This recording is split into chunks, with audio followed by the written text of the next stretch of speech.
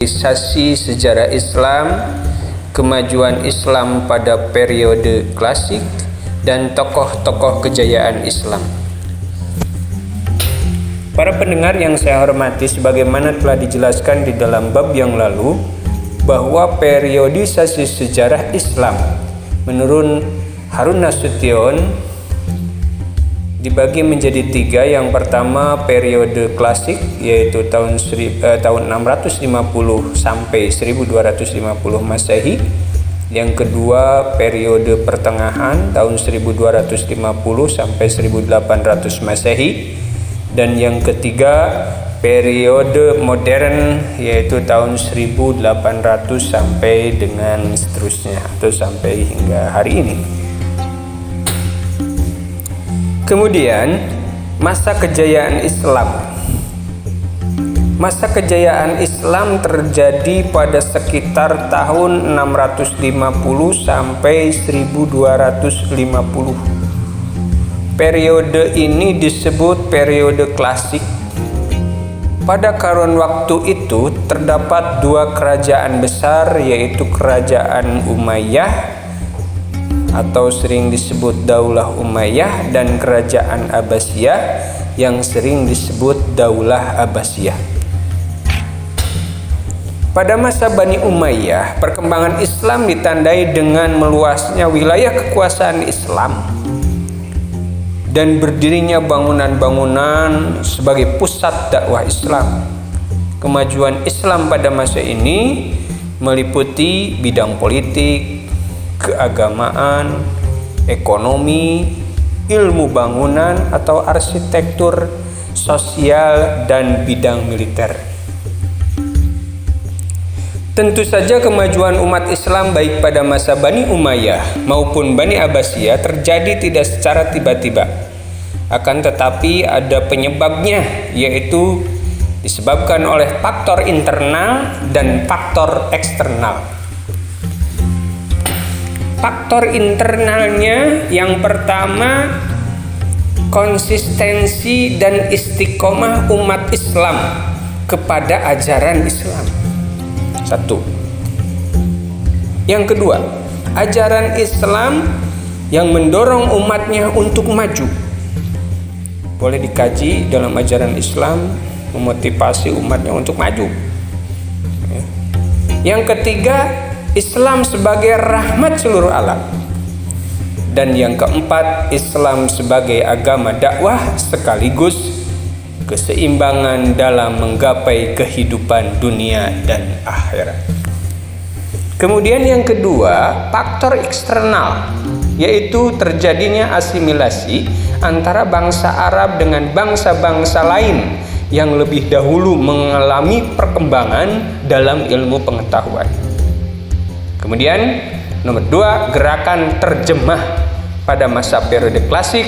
Usaha penerjemah kitab-kitab asing dilakukan dengan giat sekali. Para pendengar dan anak-anakku sekalian, kemudian faktor-faktor tersebut, adanya penterjemah Al-Quran dengan giat, adanya para arsitek, itu tidak terlepas dari para ilmuwan yang ada pada masa itu.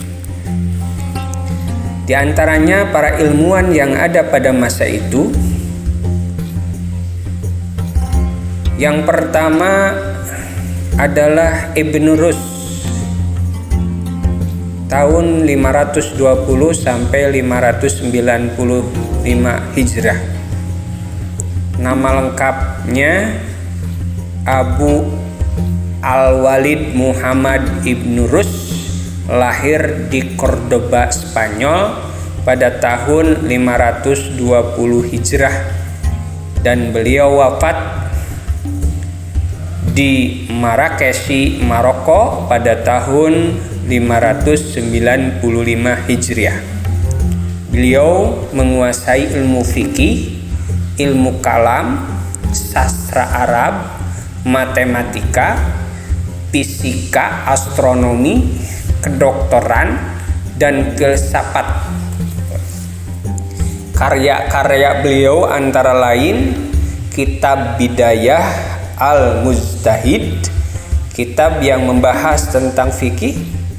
Kemudian Kulliyat fi At-Tibb, buku tentang kedokteran yang dijadikan pegangan bagi para mahasiswa kedokteran di Eropa dan lain sebagainya. Kemudian yang kedua, Al-Ghazali. Kita kenal Imam Al-Ghazali, lahir tahun 450 sampai dengan 505 Hijrah. Nama lengkap beliau Abu Hamid Al-Ghazali. Al-Ghazali lahir di desa Ghazlah dekat Tus, Iran Utara pada tahun 450 Hijrah dan wafat pada tahun 505 Hijrah di Tus juga.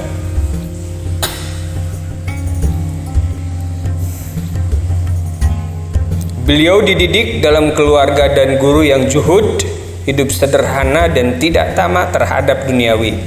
Beliau belajar di Madrasah Imam Al-Juwaini. Setelah beliau menderita sakit, beliau berkhalwah atau mengasingkan diri dari khalayak ramai dengan niat beribadah, mendekatkan diri kepada Allah Subhanahu wa taala.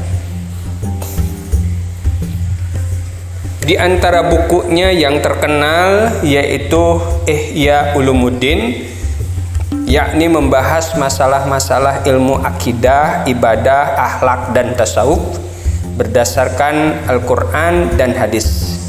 Dalam bidang filsafat, beliau menulis Tahafu al-Falasifah, tidak konsistennya para filsafat.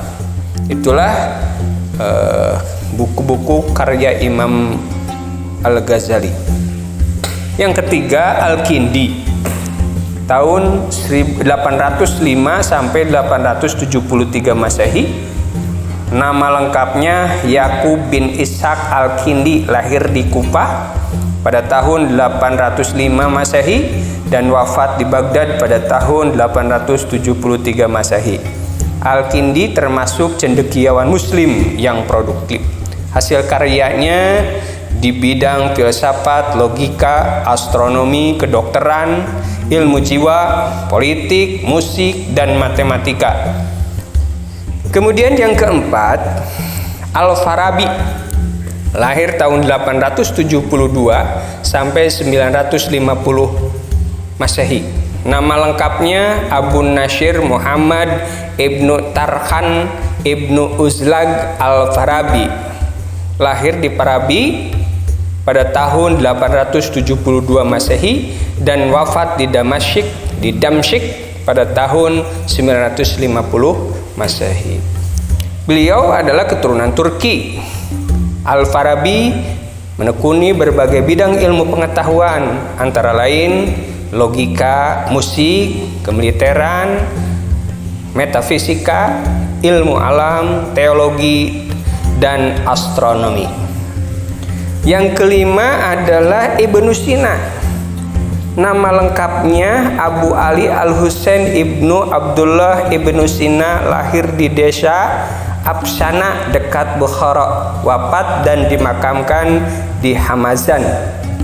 Beliau belajar bahasa Arab, geometri, fisika, logika, ilmu hukum Islam, teologi Islam, dan ilmu kedokteran. Pada usia 17 tahun ia telah terkenal dengan dipanggil untuk mengobati Pangeran Samani Nuh bin Mansur. Beliau menulis lebih dari 200 buku dan di antara karyanya yang terkenal berjudul Al-Qanun fi At-Tibb, yaitu ensiklopedi tentang ilmu kedokteran. Demikianlah para pendengar yang saya hormati, kajian kita hari ini mudah-mudahan ada manfaatnya. Assalamualaikum warahmatullahi wabarakatuh. Terima kasih telah mengikuti pembelajaran hari ini. Semoga menjadi inspirasi untuk kehidupan kita.